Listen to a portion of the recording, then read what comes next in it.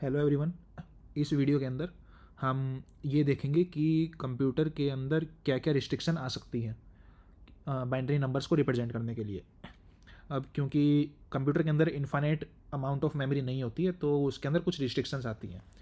तो सबसे पहले हम ये देखते हैं कि एक बाइनरी नंबर कंप्यूटर के अंदर कैसे रिप्रेजेंट होता है। तो हमने देखा था कि एक बिट जो है, अगर वायर के अंदर +5 वोल्ट्स हैं तो हम उसको 1 रिप्रेजेंट करते हैं।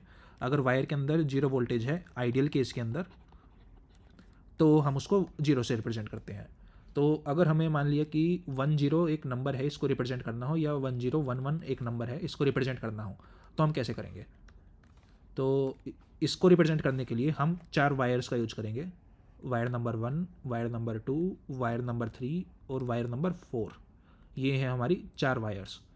तो इस वायर के अंदर हम +5 वोल्ट का सिग्नल भेजेंगे, इसके अंदर हम 0 वोल्ट का, इसके अंदर हम +5 वोल्ट का, और इसके अंदर हम +5 वोल्ट्स का।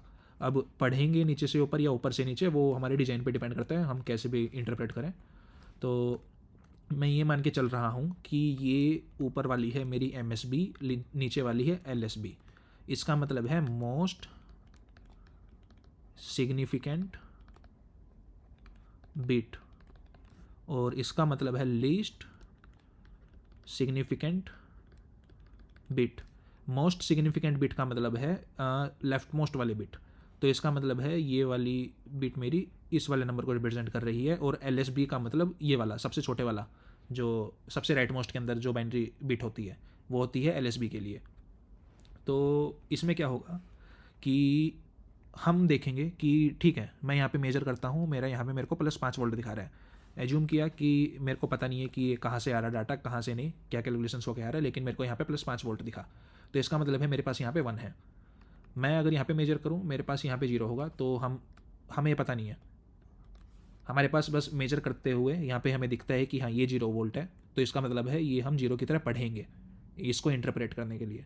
हमने यहाँ पे मेजर किया, हमें दिखा यहाँ पे +5 वोल्ट है, तो हम यहाँ पे 1 लिखेंगे। हमने यहाँ पे मेजर किया, हमने देखा यहाँ पे +5 वोल्ट है, तो हम यहाँ पे 1 लिखेंगे।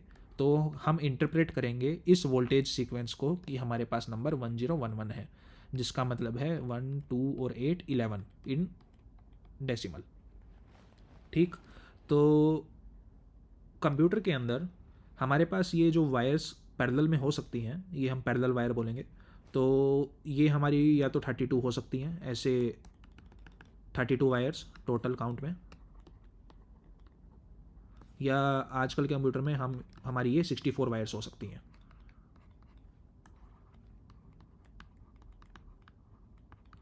ठीक। तो और एक और चीज़, हम लीस्ट सिग्निफिकेंट बिट को 0 से डिनोट करेंगे। पोजीशन नंबर 0, ये पोजीशन नंबर 1, ये पोजीशन नंबर 2, ये पोजीशन नंबर 3। तो ये रिप्रेजेंट करते हैं 2 की पावर्स, कि 2 की कौन सी पावर के कॉरस्पॉन्डिंग ये वायर है। तो 32 वायर्स के लिए ये होगा मेरा 0 अप टू 31, और 64 वायर्स के लिए ये मेरा होगा 0 अप टू 63। इस वायर का इंडेक्स कि 63rd वायर ये मेरी सबसे ऊपर वाली है, और 0th वाली वायर मेरी सबसे नीचे वाली है। अब 0 से हम स्टार्ट इसलिए कर रहे हैं क्योंकि बाइनरी के अंदर 2 की पावर 0 के कॉरस्पॉन्डिंग जो 1 एंट्री होती है वो हमारी लीस्ट सिग्निफिकेंट की बिट के लिए होती है, और हमारी चीज़ें कंसिस्टेंट रहें इसलिए ये जो 0 वाली पावर है वो हम यहाँ पे लिख देते हैं डायरेक्ट। ठीक है। तो अभी कंप्यूटर के अंदर क्या होता है कि 32 ही वायर्स होंगी, 33 वायर्स नहीं होंगी, या 34 वायर्स नहीं होंगी, 35 वायर्स नहीं होंगी।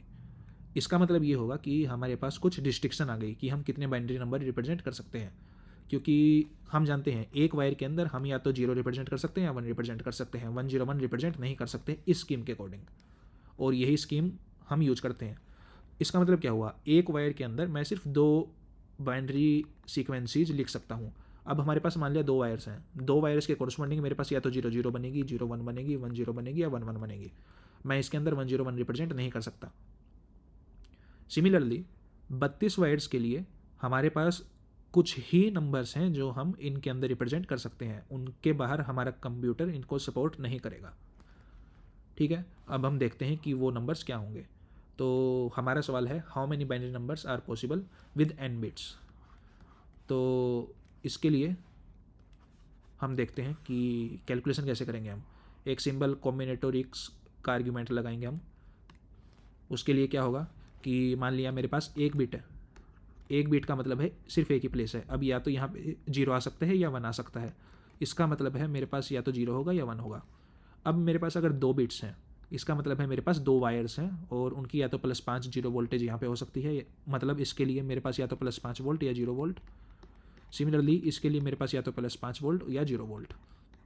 तो काउंटिंग प्रिंसिपल बोलता है कि इसके लिए 2 अवेलेबल चॉइसेज हैं, इसके लिए 2 अवेलेबल चॉइसेज हैं 0 या 5 वोल्ट की, और क्योंकि ये इंडिपेंडेंट है तो टोटल नंबर ऑफ केसेज जो पॉसिबल हैं वो इसके लिए होंगे 4। सिमिलरली अगर हमारे पास n बिट बाइनरी नंबर है तो यहाँ पे total number of possible cases 2 होंगे, अगली के लिए total number of possible cases 2 होंगे and so on n times. तो ये होगा 2 की पावर n नंबर्स हम इसमें रिप्रेजेंट कर सकते हैं। और वे 2 की पावर n नंबर्स कौन कौन से होंगे, तो हमारी अगर सारी 0 वोल्ट्स हैं तो 0। तो अगर मान लिया हम 3 बिट नंबर के साथ खेल रहे हैं, मतलब हमारे पास सिर्फ 3 वायर्स हैं, तो 3 वायर्स के लिए मेरे पास ये होगा, टोटल हमारे पास होंगे 2 की पावर 3 इक्वल टू 8 कॉम्बिनेशंस। और कॉम्बिनेशन क्या क्या होंगे, 0 0 0 0 0 1, यहाँ पे जहाँ पे इस 1 का मतलब 5 वोल्ट है, 0 1 0 0 1 1 1 0 0 1 0 1 1 1 0 1 1 1। तो अगर मेरे पास 3 बिट हैं, मैं टोटल रिप्रेजेंट कर सकता हूँ 2 की पावर 3 डिस्टिंक्ट नंबर्स, और ये नंबर्स होंगे मेरे 0 से लेके 2 की पावर 3 -1। क्यों? क्योंकि इससे जस्ट अगला नंबर है मेरा 2 की पावर 3 जो कि मेरा 8 है, और इसमें से -1 करूँगा तो मेरे पास इतने नंबर आए। देयरफॉर अगर मेरे पास n वायर्स हैं, मतलब n बिट का सिस्टम है मेरे पास, तो इसके अंदर मैं 0 से लेके 2 की पावर n -1 जितने नंबर्स रिप्रेजेंट कर सकता, ये मेरी रेंज है कि ये नंबर्स मैं रिप्रेजेंट कर सकता हूँ। और total number of distinct possible binary numbers ये होंगे मेरे 2 की पावर n। तो ये चीज़ हमेशा याद रखनी है कि रेंज के लिए यहाँ पे -1 होगा और total number of possible cases हमेशा 2 की पावर 1 2 की पावर में होंगे। अब आखिरी चीज़ जो इससे, पहली रिस्ट्रिक्शन तो ये है कि हम सारे नंबर्स रिप्रेजेंट नहीं कर सकते। दूसरी रिस्ट्रिक्शन क्या आ गई, दूसरी रिस्ट्रिक्शन है कि हम एडिशन कैसे करेंगे बड़े नंबर्स पे। तो अगर मान लिया मेरे पास 3 बिट का सिस्टम है, 3 बिट के सिस्टम के अंदर क्या होगा, मान लिया मेरे पास 101 है, मैं इसके अंदर 1 ऐड करना चाहता हूँ, तो क्या होगा, एक ALU होगी, अर्थमेटिक लॉजिक यूनिट, जो कि हम बाद में डिजाइन करेंगे। तो इसके अंदर क्या होता है कि 3 बिट का सिस्टम है तो हम मानते हैं इसके अंदर 3 इनपुट वायर्स हैं, ये 3 इनपुट वायर्स हैं और 3 आउटपुट वायर्स हैं। तो हम यहाँ पे 1 सप्लाई करेंगे, ये 0 ये 1। अब अगर मैं इसके अंदर +1 करता हूँ, 1 करने का मतलब क्या होगा कि मेरा यहाँ पे 0 0 1 मैं ऐड कर रहा हूँ, क्योंकि ये हमारी LSB है हमारे कन्वेंशन के अकॉर्डिंग, और ऊपर वाली मेरी MSB है। इसका मतलब है कि ये वाला नंबर मेरा क्या है, MSB पे 0 फिर 0 फिर 1, ये मेरा है बाइनरी का 1, और ये वाला नंबर 101 ये हमने ऐसे लिखा। और ALU के अंदर हमने ऑपरेशन दिया कि हमें करना है प्लस, और प्लस कैसे करना है ये कैसे बताएंगे हम इसको, ये हम बाद में देखेंगे, बट अभी हम ऐसा एज्यूम करके चलते हैं कि ये ALU का एडर पार्ट है। मतलब कि अगर 2 3 बिट के नंबर आए तो ये आउटपुट में एक 3 बिट का नंबर देगा। ठीक है, कोई दिक्कत नहीं है। तो अगर मेरे पास इनपुट में 101 और 001 आया, हमारे आउटपुट में क्या आएगा, हमारे आउटपुट में आना चाहिए हमारा 110। तो इसका मतलब है इस वायर पे +5 वोल्ट होंगे, इस वायर पे +5 वोल्ट्स होंगे और इस वायर पे 0 वोल्ट होगा, और हम मेजर कर लेंगे कि ये है मेरा 110 जिसका मतलब है 6। ठीक है, अब अगर मान लिया मेरे पास इनपुट के अंदर, कॉर्नर केस पे चलते हैं हम, मेरे पास कि यहाँ पे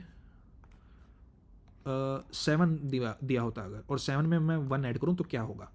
ठीक है, तो ये मेरा 111 और ये मेरा 001। इसका मतलब है कि ये मेरा नंबर 1 है डेसिमल का, इसका मतलब है ये मेरा नंबर 7 है डेसिमल का। तो आउटपुट क्या आएगा, एक बार हम करके देखते हैं कि हमारा कैलकुलेशंस क्या बोलती हैं कि क्या आना चाहिए। तो 1 + 1 0 ऊपर 1 0 ऊपर 1 0 ऊपर 1 ये 1, हमारे पास क्या आया, हमारे पास आया 4 बिट का आउटपुट। लेकिन हमारे सिस्टम के अंदर हम सिर्फ 3 बिट्स का यूज़ कर सकते हैं, तो इसके अंदर क्या होगा, हमारी ये वाली जो बिट है ये हो जाएगी डिस्कार्ड। इसका मतलब है कि ये जो एडर है, जो हमारे सर्किट होंगे, इसको हम इग्नोर कर देंगे, ये हमारा आउटपुट में जाएगा ही नहीं, क्योंकि हमारा सिस्टम जो है वो सिर्फ 3 बिट के नंबर सपोर्ट करता है। तो इसका मतलब ये हुआ कि मेरा आउटपुट क्या आएगा, इस 3 बीट के सिस्टम के अंदर अगर मैं 7+1 करता हूँ तो मेरा आउटपुट आएगा 0। ये चीज़ है याद रखने लायक, क्योंकि इसी चीज़ का यूज करके हम नेगेटिव नंबर्स को डिफाइन करेंगे। ठीक है, तो इस चीज़ को याद कैसे रखें, ये थोड़ा अजीब सा है। तो इस चीज़ को याद रखने के लिए हम एक सर्कल बनाते हैं। तो 0 सबसे पहला नंबर है। 0 के अंदर अगर मैं +1 करता हूँ तो मेरे पास 1 आएगा, या अगर मैं 0 0 0 के अंदर +1 करता हूँ तो मेरा 0 0 1 आएगा। इसके अंदर +1 करता हूँ 0 1 0, इसके अंदर +1 करता हूँ 0 1 1, इसमें +1 किया तो 1 0 0, फिर 1 0 1, फिर 1 1 0, फिर 1 1 1 और फिर 0 0 0। तो बेसिकली अगर मैं इसमें +1 करता हूँ, इसमें +1 करता हूँ तो मेरे पास ये आएगा। तो जैसे कि ये सर्कल क्या बोलता है कि अगर मान लिया मैं 4 के अंदर 6 जोड़ता हूँ तो मेरा आउटपुट क्या आना चाहिए? मेरा आउटपुट आना चाहिए 10। किसका? डेसिमल का। कोई और एग्जांपल ले लेते हैं। तो मान लिया मेरे पास यहाँ पे 5 था, तो मेरे पास यहाँ पे आना चाहिए 9 डेसिमल का। लेकिन हमारी सिस्टम के अंदर कौन कौन से नंबर पॉसिबल हैं? हमारे सिस्टम के अंदर तो हम सिर्फ 0 से लेकर 7 तक रिप्रेजेंट कर सकते हैं, क्योंकि टोटल नंबर ऑफ केस 2⁻³ = 8 है। 4 में इसके अंदर रिप्रेजेंट कर सकता हूँ, हाँ, 0 से 7 के बीच में। 5 में इसके अंदर रिप्रेजेंट कर सकता हूँ, हाँ, लेकिन 9 में इसके अंदर रिप्रेजेंट नहीं कर सकता। तो हमारा आउटपुट क्या आएगा सबसे पहले वो प्रेडिक्ट करते हैं। तो 4 को हम लिखते हैं 1 0 0, 5 को लिखते हैं 1 0 1। तो अगर मैं इनको ऐड करूं तो मेरे पास आ गया ये। अब ये वाली जो बिट है ये मेरी 3 से बाहर जा रही है, तो ये हो जाएगी डिस्कार्ड और मेरा आउटपुट आएगा 1। तो इस सिस्टम के अंदर मेरे पास आएगा 4 + 5 = 1। किस सिस्टम के अंदर? 3 बिट सिस्टम के अंदर। लेकिन अगर मान लिया मेरे पास होता 4 बिट सिस्टम, 4 बिट सिस्टम के अंदर क्या होता? 4 बिट सिस्टम के अंदर हम 4 को ऐसे रिप्रेजेंट करते हैं, 5 को ऐसे रिप्रेजेंट करते हैं, और हमारा आउटपुट आएगा 1 0 0 1, जो कि है हमारा 9। सही रिप्रेजेंट हो रहा है। क्यों हो रहा है? क्योंकि जो 4 बिट सिस्टम है इसके लिए रेंज क्या होंगी? 0 से लेके 2⁻4 - 1। इसका मतलब है 0 to 15।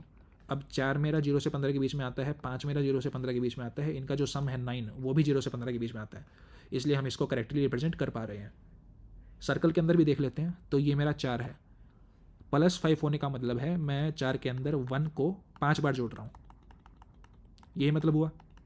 तो 5 बार आगे चलते हैं। 1 2 3 4 5। हमने देखा इस सर्कल के अंदर ये मेरा 0 0 1 है, जो कि हमारा 3 बिट के लिए सिस्टम के अंदर आउटपुट आया था। तो ये चीज़ है। इस चीज़ को हम क्या बोलेंगे?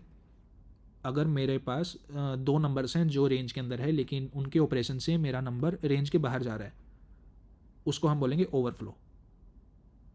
अब बाद में एक अंडरफ्लो नाम की टर्म आएगी जब हम सब्सट्रैक्शन डिफाइन करेंगे, तो उस केस में हम थोड़ा इसको प्रिसाइज करेंगे कि ओवरफ्लो क्या होता है, अंडरफ्लो क्या होता है। ओवरफ्लो बेसिकली ये होता है बड़े नंबर के अंदर अगर मैं कुछ चीज़ ऐड करता हूँ और वो मेरी छोटा नंबर हो जाता है। तो 1 1 1 मेरा 7 था, 7 के अंदर अगर मैं 1 ऐड करता हूँ तो मेरा 0 चला गया, ये हो गया मेरा ओवरफ्लो। ओवरफ्लो का मतलब यहाँ पे इस बिट को रेफर करता है। कहाँ गई ये वाली बिट जो कि हमने डिस्कार्ड कर दी थी, ये है मेरी ओवरफ्लो बिट। इसके बारे में हम जब सब्सट्रैक्शन आएगी उसके अंदर चर्चा करेंगे, और जब हम एडर सब्सट्रैक्टर डिज़ाइन करेंगे हार्डवेयर के अंदर तब भी हम इस चीज़ का ध्यान रखेंगे।